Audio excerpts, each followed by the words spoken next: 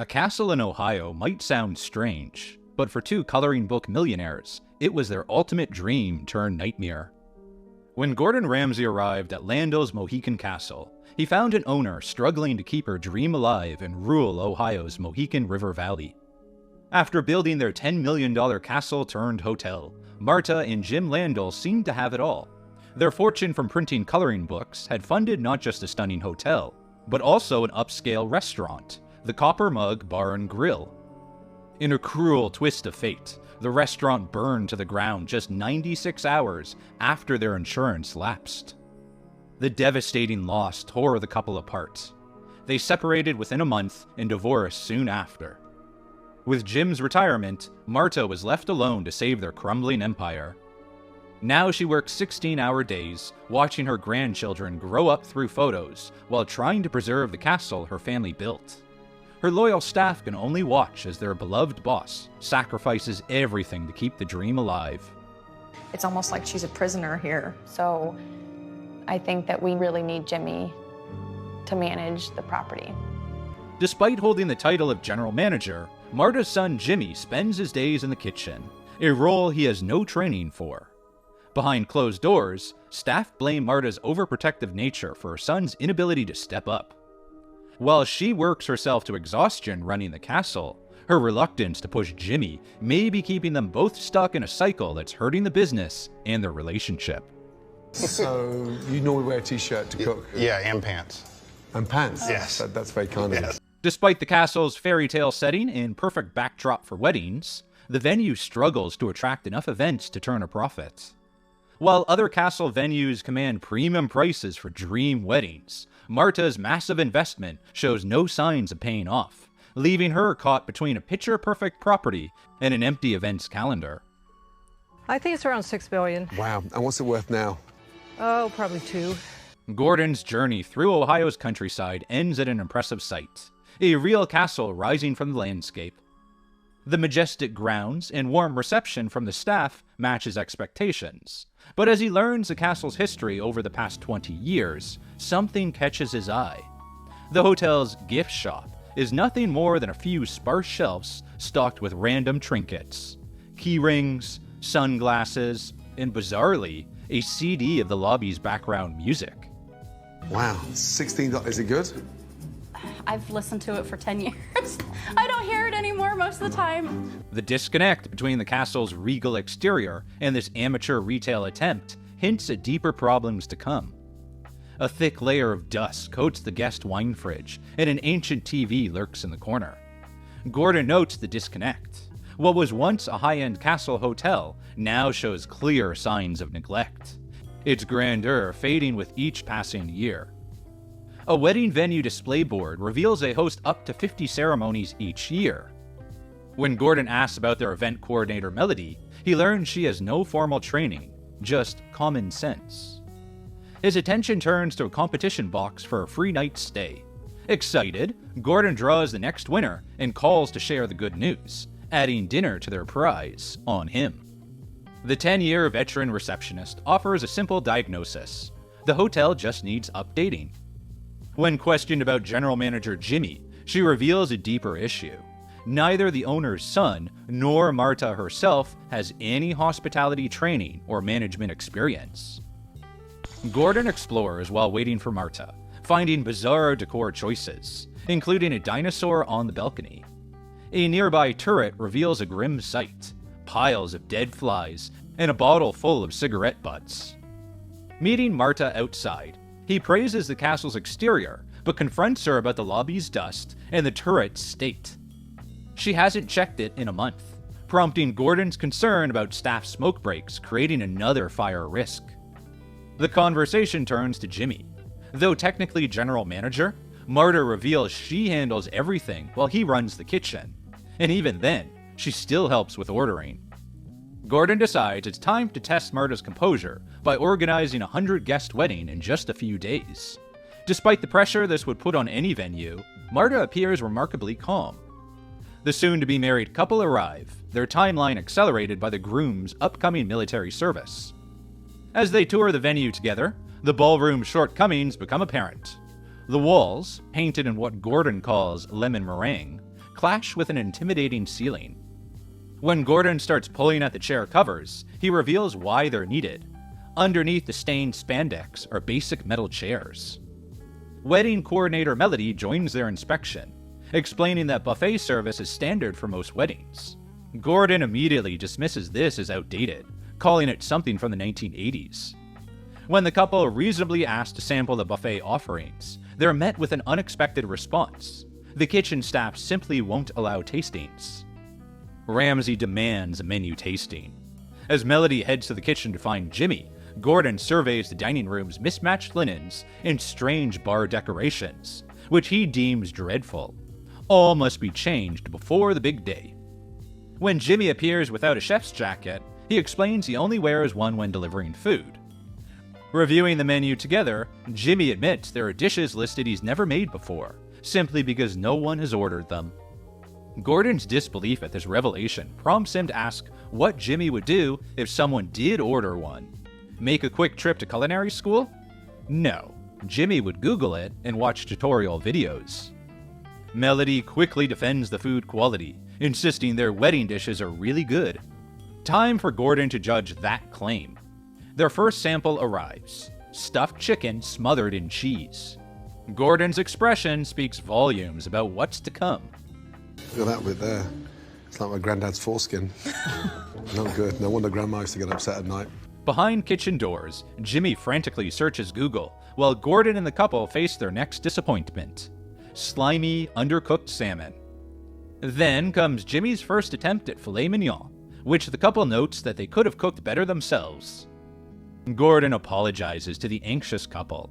With their once-in-a-lifetime celebration at stake, he promises to turn things around.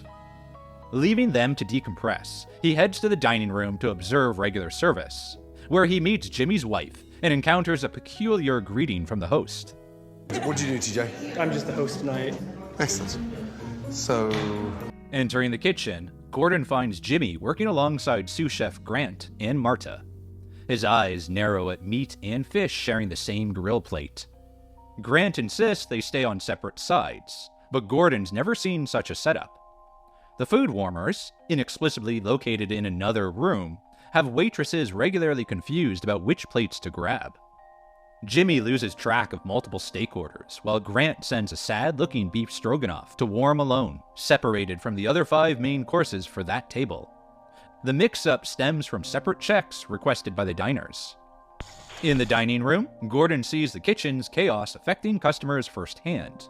When the final dish reaches the 6-person table, it's another stroganoff, this time completely without sauce. Prison food, Gordon mutters at the sight. The warming shelves are now full, with one of the dishes having sat there for 15 minutes so far. Orders have been missed, dishes are being sent to different tables, and food starts to come back because it's cold or undercooked. There's no organization, and Jimmy can't seem to solve problems in the kitchen without his mother's input. Despite the setbacks, the team celebrates that the service is over with a laugh and a joke, but Gordon doesn't find the situation amusing.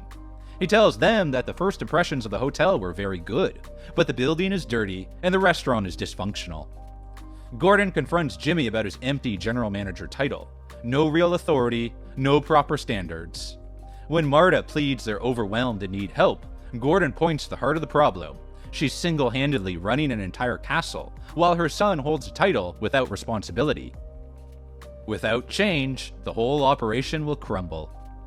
You look like the pot washer's assistant tonight. I know. Sometimes Not I right. am the pot No, washer's but just- assistant. Gordon gently addresses the exhausted Marta. She must let Jimmy shoulder real responsibility, but that can only happen if she steps back. He hands her paper and pen, and asks her to write Jimmy a letter detailing the help she needs. With a warm hug, he sends her off for much-needed rest. The next morning begins with another test of the hotel's service capabilities. Gordon orders breakfast in bed for the engaged couple, a $79 indulgence that arrives improperly cooked. He requests a gift basket to apologize to his guests. Meanwhile, Marta's letter to Jimmy is ready. She breaks down explaining she was awake until 5 a.m., a regular occurrence that has Gordon urging her to be more selfish and take a much-needed break. Now it's time for Jimmy to hear his mother's words. Marta shares her dashed retirement hopes. After 20 years of constant work at her previous business, she'd hoped for rest. Instead, the hotel brought endless hours and crushing financial stress. Turning to Jimmy, she explains he has more stake in the castle's success than she does. Their standards need to rise, together. Mother and son embrace tearfully after Jimmy thanks her for her dedication. Gordon steers the conversation to Jimmy's future role. It's time for real leadership and tough decisions. Though Jimmy insists he's not spoiled and wants success, Gordon requests a private moment. Face to face with Jimmy, he's blunt. He doesn't believe him. Jimmy's been handed a gift he can't even see. The question remains, can Gordon transform this passive inheritor into an active leader? And when you see something wrong, say something. Fucking sort it out, like your mum's been doing. On the eve of the wedding, the hotel team comes together for final preparations, and Gordon's team gets to work overhauling the event space, a project that will take all night. The next morning, Gordon's ready to reveal the changes. The ugly yellow walls have been replaced with a contemporary gray and white color scheme, classic wood paneling, and neutral drapes. The tables are surrounded by elegant chairs and are dressed with beautiful beaded chargers. The wood flooring has been replaced, and the bar has been given a clean and modern finish. Marta and Jimmy love the transformation and can't wait to try the new menu. Gordon starts with dishes for the restaurant, from hearty French onion soup to a creamy beef stroganoff, complete with sauce. The dishes are fresh and flavorful. He's also created a simple and stunning wedding menu, with clean and uncomplicated dishes. But Jimmy won't be cooking them. Instead, Gordon introduces the team to a consultant chef who will be taking charge of the kitchen until she can find a new head chef, leaving Jimmy to run the business. It's the morning of the wedding, and the bride and groom are happy to hear that their wedding venue has been transformed. Gordon is on hand to help Jimmy run the event, and as the bride and groom get the ceremony underway, he coaches on how to serve at a plated event. With the vows said and done, Jimmy invites the wedding guests into the event hall. Guests are seated and orders start coming in. Ramsay tells Jimmy to coordinate with the DJ to announce the entrance of the newly married couple. But there is a problem. He doesn't know how to say their surname. Jimmy assures Gordon that he will confirm it with the couple before the big moment. As the couple approaches the hall, Gordon gives the kitchen a 2-minute warning, and the DJ gets ready. He gets the name right, and the first dance is soon underway. The kitchen runs smoothly under the consultant chef, until a hiccup. The bride's plate cleared before she finishes. Gordon catches Marta bussing tables and reminds her she's an owner, not staff. With happy guests and great food, Gordon's work is complete. He bids farewell to the newlyweds, who marvel at the castle's transformation in mere days. Outside, he gives Marta final advice. Step back and let Jimmy take real control as the general manager. Success follows.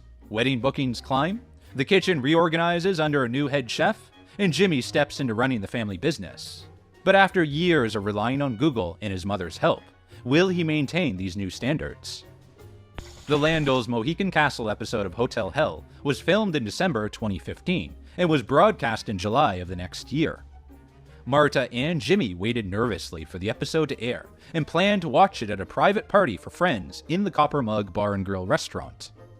They were ultimately pleased and relieved with how they were portrayed on screen, as they had anticipated the experience being worse. As soon as the episode was filmed, Jimmy made some big changes. As well as doing more of the work around the hotel, he committed to becoming a proper general manager. Once again, it was thanks to Gordon, who arranged for Jimmy to receive professional hotel management training, which he fully embraced. The night before the show aired, Gordon passed a message to Jimmy through a producer, telling him how impressed he was with the changes. But that wasn't all. Now that Gordon had overhauled the event space, he was concerned that the hotel wouldn't have enough bedrooms for all the extra guests they hoped to attract.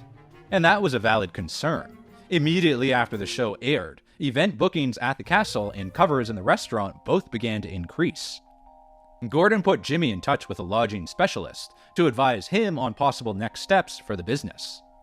On his advice, they got to work on a 14-suite stable block, which would double the number of guest rooms and raise the capacity to 122 guests. They broke ground in December 2017.